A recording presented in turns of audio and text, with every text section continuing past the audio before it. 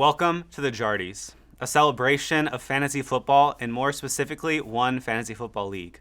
My name is Jarrett Black and I will be your host this evening as we recognize the triumphs and downfalls of our 12 league members, myself included.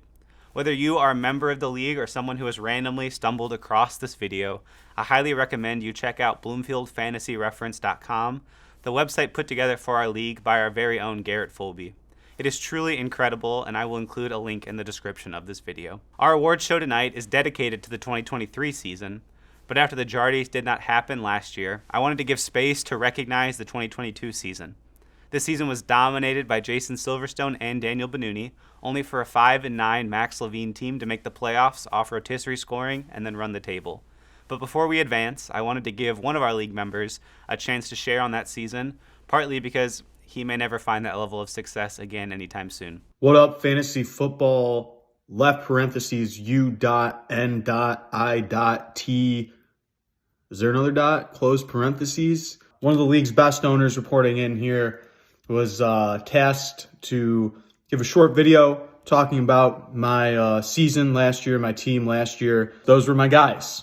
Love that team. Really, some would say I lucked into Josh Jacobs. Others would say I saw that coming all along. I was sharp. I was ahead of the curve on him. Some would say I got a lucky deal with Brad.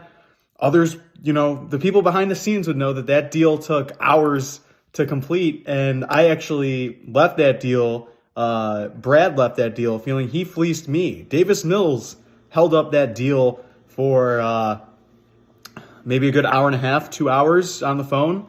It was a tough deal to get done, but we got it done. And, obviously the double buzz with AJB and Hurts was incredible. I don't think I'll ever have a team like that again. I think you guys are too sharp, too good. It was great. I'm going to be chasing that high forever. I love those guys. And as far as I'm concerned, I won the league that year. I'm sorry, Levine. I know, according to the numbers, whatever, you beat me. But, I have my own narrative to tell, and that's ring number one for me. So, unfortunately, couldn't go back-to-back this year, but I look forward to the upcoming season where I can go, 2 out of the last 3 years winning the league. So, God bless, and take care. What a 2022 season it was. I did make the playoffs as well that year, but no one cares about that. Moving into 2023, it was one of the most consistently competitive seasons we have seen across the board. While Daniel Benuni was always at the top, and I was second for much of the year, 3rd through 12th was very closely contested, and all the playoff spots and seeding besides the 1 seed came down to the final week. Before any of that, though, came the draft, and that is where our first 2 awards come from. While waivers and trades play a big part in the season, hitting on key players in the draft is essential to success, and these owners did just that. The nominees for Best Draft Pick are Christian McCaffrey, $45, Daniel Benuni; Raheem Mostert, $3, Jason Silverstone; and C.J. Stroud, $2, Daniel Benuni. All 3 fantastic selections, and both of Daniel's were key to his season-long dominance. But there can only be one winner. The winner of Draft Pick of the Year goes to Daniel Benuni for his selection of C.J. Stroud for $2. In Superflex League, quarterback play is essential, and C.J. Stroud kept Nuni alive despite his also selection of Kenny Pickett. Sometimes you make a plan, you hear the experts chattering, and you think you've got a steal in place.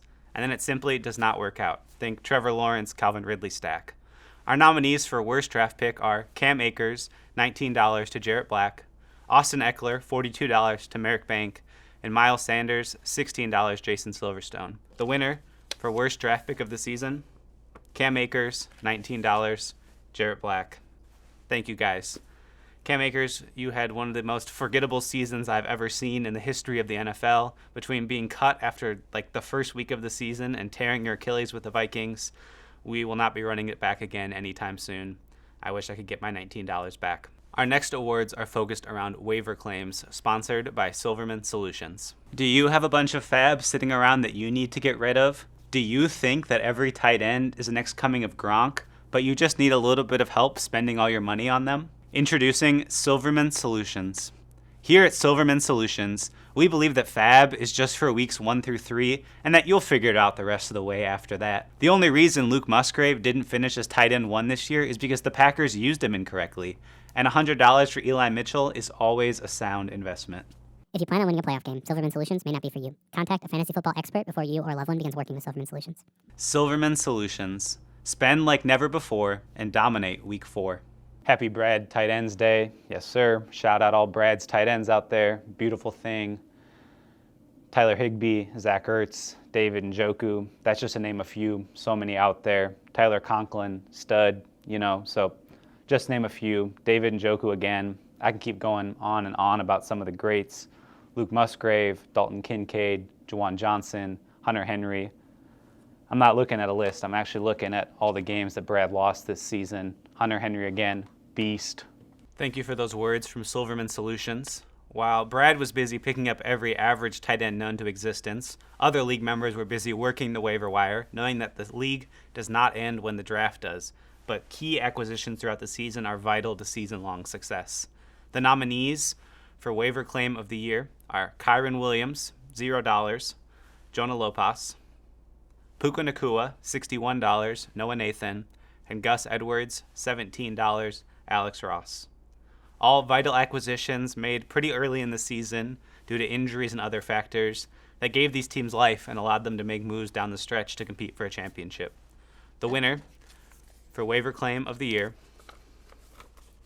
Jonah Lopas, for a selection of Kyron Williams for $0. Congrats, Jonah. It might not be a playoff appearance, but it might be the best you get anytime soon.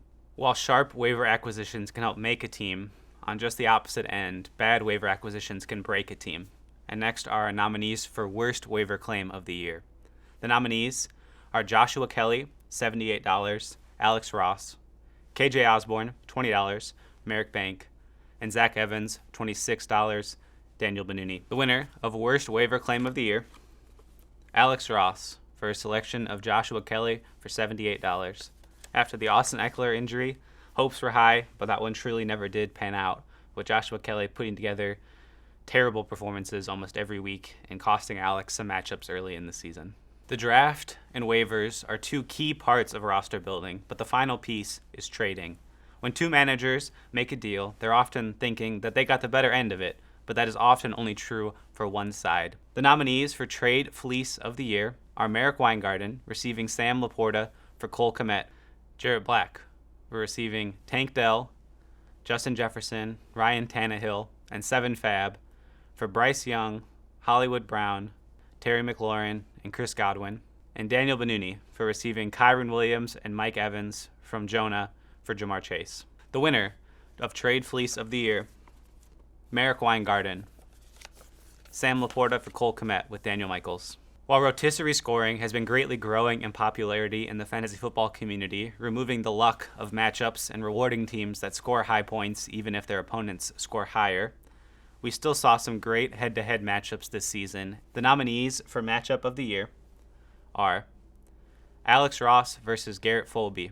Week 14, the final week of the regular season, where key catches from Jalen Waddle, acquired by Alex Ross in a trade, put Alex into the playoffs over Garrett. Garrett Folby and Daniel Michaels. A key matchup near the end of the season, where late catches by DJ Moore gave Garrett Folby the win over Daniel Michaels. And lastly, Jarrett Black versus Jason Silverstone, an early season matchup that saw both Miami running backs featured, Raheem Mostert in Jason's starting lineup and Devon Achane on Jarrett's bench, in what was the second highest scoring matchup of the season, and saw Jason win 153 to 131. The winner of matchup of the year, Alex Ross, for his victory over Garrett Folby in the final week of the regular season, securing himself a playoff spot and making Garrett mad once again. For every good matchup we saw, there was also some bad ones to go with them. The nominees for worst matchup of the season are Merrick Weingarten versus Garrett Folby, where Merrick won by over 100 points. Garrett Folby versus Daniel Michaels, a week 1 matchup that saw only 155 points scored total, a number that many teams eclipsed all on their own in a single week. And lastly, Max Levine versus Brad Silverman, a week 5 matchup that saw Brad's team score only 54 points, one of the worst outings that you'll see in a Superflex half PPR league. And the winner of worst matchup of the season, Max Levine versus Brad Silverman, when Brad scored 54 points. 54. Brad, that is so bad. I don't even know what to say. I don't think we'll ever see someone score that few points again. I can't believe you made the playoffs, but at least I beat you. In a league that has been going on for as long as ours has, certain expectations form about how good certain managers are at drafting, at picking up players, at making trades, and overall finding success in fantasy football. But sometimes surprises come along, and that is what our next award is for. The nominees for manager who most outperformed expectations are Merrick Weingarten, Daniel Benuni, and Jarrett Black. The winner of manager who outperformed expectations, Merrick Weingarten. Merrick, after the draft, people pretty much all thought you had the worst team possible, overspending on Lions players and Travis Kelce, and forming a roster that relied heavily on Anthony Richardson, which didn't seem like it was going to work out well, especially when he got hurt. But somehow you put together a great season, made the playoffs, and were competing down to the wire. Congratulations. No ring, but another successful season for one of the league's best members. On our other hand, we have those managers who did not quite live up to expectations. The nominees for manager who most underperformed expectations are Jason Silverstone, Max Levine, and Merrick Bank. The winner of underperformed expectations, Jason Silverstone. Jason, we here at the family love you deeply, but after a season that saw you near the top and what seemed like another great draft, you never really competed this year, and it was a shame to see you not find success. We wish the best for you this offseason moving into next year, but you are our underperforming manager of the year. While some league members both outperformed and underperformed expectations, we also recognize the ways in which league members continue to grow, whether that be in their drafting ability, waiver claims, trades, anything that comes with fantasy football.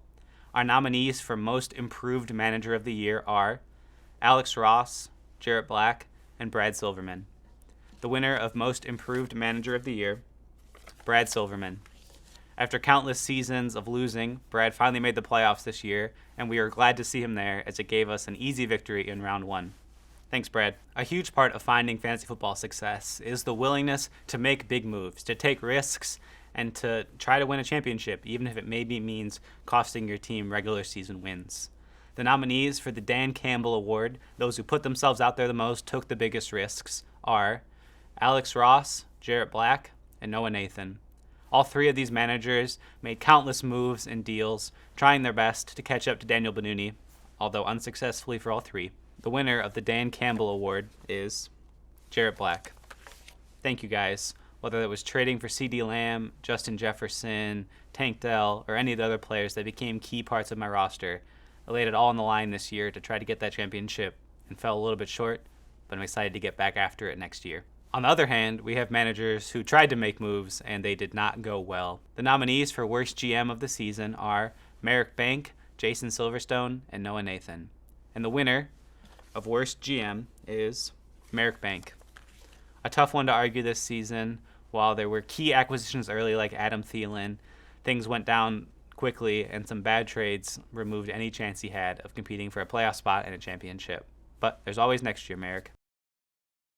Are you sick of your opponents always making sharp start-sit decisions, costing you wins and championships? Do you wish that they would just start consulting with other people and get bad advice? If so, Lopas LLC is here to help. For just 3 payments of $19.99, Jonah Lopas will personally set the lineup of your opponent, guaranteeing you a victory. You will rack in the wins as your opponents rack in the bench points and be on your way to the playoffs and fantasy glory. With just 1 playoff appearance in the last 5 years, Lopas LLC has a proven track record of mistake after mistake, putting your mind at ease. Simply set your own lineup without consulting Jonah, and the rest will take care of itself. Lopas LLC. Why start your studs when the duds are available on waivers? We recognize that a big part of fantasy football is luck. Depending on who you ask, they may tell you that's all that it is. The nominees for most lucky team are Merrick Weingarten, Daniel Benuni, and Daniel Michaels. The winner of most lucky manager, Merrick Weingarten. Whether it was injuries to Justin Jefferson that allowed Jordan Addison to step up as a wide receiver 1, an injury to Ramondre Stevenson that let Zeke be the bell cow, we saw countless times how injuries gave Merrick an advantage, as well as countless times in which he won on final plays in the matchup. He certainly dealt with injuries himself, like Anthony Richardson, but overall he is our winner for most lucky team of the season. Congratulations once again, Merrick. But on the other side of the coin, we see how injuries can decimate a team, leaving a contender often looking like a pretender by the end of the season. Our nominees for most unlucky team of the season are Jonah Lopas, Brad Silverman, and Jarrett Black. The winner for most unlucky team of the season, Jarrett Black. Thank you guys. I agree. I was the most unlucky. This is my platform to speak about all the injuries I had and how I really did have the best team when it was fully healthy. But alas, so many injuries, whether that be Kirk Cousins, Devon Achane, Tank Dell, TJ Hawkinson, Isaiah Pacheco. I could go on and on about the injuries that continue to hold us back from what should have been another championship season. That's not to take anything away from the work that Daniel Benuni did. Incredible team. Certainly one of the best we've seen. But I'll always think if my team was healthy, things might have gone differently. Our final Strictly Fantasy Football award this year is for the bad beat of the year. Many times in head-to-head matchups, it comes down to one or two players left on Monday Night Football, and their performances determine the outcome of the matchup. For these three matchups, we saw games come down not only to the final matchup, but often to the last minutes or even seconds of the game. The nominees for bad beat of the year, Brad Silverman for losing on a Justin Herbert interception on the Chargers' final drive of the game, Merrick Bank for losing on a Tutu Atwell touchdown on the Rams' final drive of the game, and Garrett Fulby for being knocked out of the playoffs on a Jalen Waddle catch late. The winner for bad beat of the year, Garrett Fulby for being knocked out of the playoffs. While the beat itself might not have been quite as bad, what it meant for his season, that it ended in that moment, makes it our winner for bad beat of the year. That concludes all of our Strictly Fantasy Football awards, but before we transition to the league awards, a word from our sponsors at Nath Nation. Do you love more players in fantasy football than you can roster? Do you wish that you could have them all on your team? Here at Nath Nation, we have many qualified agents who would love to help you maximize your season-long player count. Founded by Noah Nathan, we believe that the best roster is the one that has had every player that has ever dreamed of playing football. Our agents will work the phones tirelessly beginning Sunday evening to get you the best deals possible, even if that means parting with Tank Dell to get Bryce Young. You might not make the playoffs, but no week will ever feel the same. Nath Nation, because the only consistent on your team from week 1 to week 17 should be you. Every week, all the league submits questions that I go through and answer every week. And the nominees for best mailbag questions of the year are Brad Silverman, Garrett Fulby, and Jason Silverstone. The winner of best mailbag questions of the year, Jason Silverstone. Whether it was 11 questions in 1 week or no questions for 2 straight weeks, Jason always kept me on my toes, and he always brought great questions that, for the most part, everyone in the league liked. I say for the most part, because for our next award, we recognize those who had very high opinions of their own mailbag questions, and maybe less so about other league members. The nominees for self-proclaimed best mailbag questions are Brad Silverman, Daniel Michaels, and Jason Silverstone. The winner of self-proclaimed best mailbag questions, Daniel Michaels. There was little doubt that Daniel thought that the questions other people brought were not quite as good, especially those ranking questions 1 through 12. And we recognize that Daniel did bring some great questions to the table, and we hope that he will continue to bring them in future years. Another key part of the Jart Report is hot takes, whether that be about fantasy football or something completely random. We love every hot take that the league submits as we rank them into agree, neutral, and disagree. The nominees for best hot takes of the season are Brad Silverman, Noah Nathan, and Jason Silverstone. The winner of best hot takes of the season, Brad Silverman. And we have a word from Brad about his hot takes that we'll go to now. I'd like to thank the league for voting me winner of the Best Hot Takes Awards. Not 100% sure if this is about the hot take section of the Chair Report, because the only thing I wrote there was Nooney is hung the entire year. That was the only comment I've ever made. But I do appreciate the love. Go Lions. The final key part of the Jart Report is the matchup previews that league members bring, giving their thoughts both on last week's matchup and the one upcoming. The nominees for best matchup preview are Garrett Fulby, Noah Nathan, and Jonah Lopas. The winner of best matchup previews, Garrett Fulby. Whether it be looking back on past matchups and bringing receipts to the table or looking forward, Garrett always brought great insight into his matchups, and we are honored to give him this award. As with many fantasy football leagues, the group chat is a key part of the league. The nominees for text of the year are Jonah Lopas, Merrick Bank, Alex Ross, and Garrett Fulby. The winner of Text of the Year, Alex Ross. While a good text is always important, our next award recognizes those who have been consistent contributors to the group chat, bringing life to it. And our nominees for group chat MVP are Daniel Michaels, Jason Silverstone, and Noah Nathan. The winner of group chat MVP, Jason Silverstone. Even though the wins weren't coming this year on the field, you brought a lot of great content off the field, and we're grateful to have you as a part of this league, Jason. While we celebrate our group chat MVP, we also recognize those who maybe don't have the same numbers of stats, but provide key contributions to the group chat throughout the season.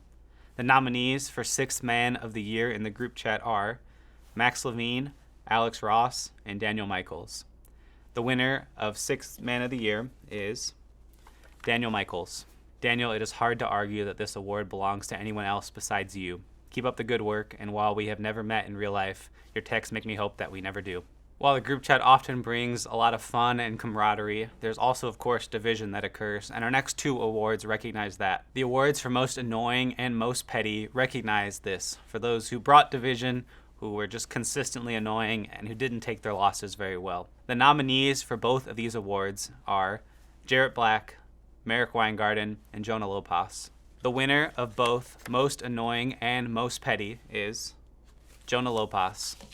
Before we continue on, what better way to recognize the Most Annoying and Most Petty awards than giving Jonah a chance to speak?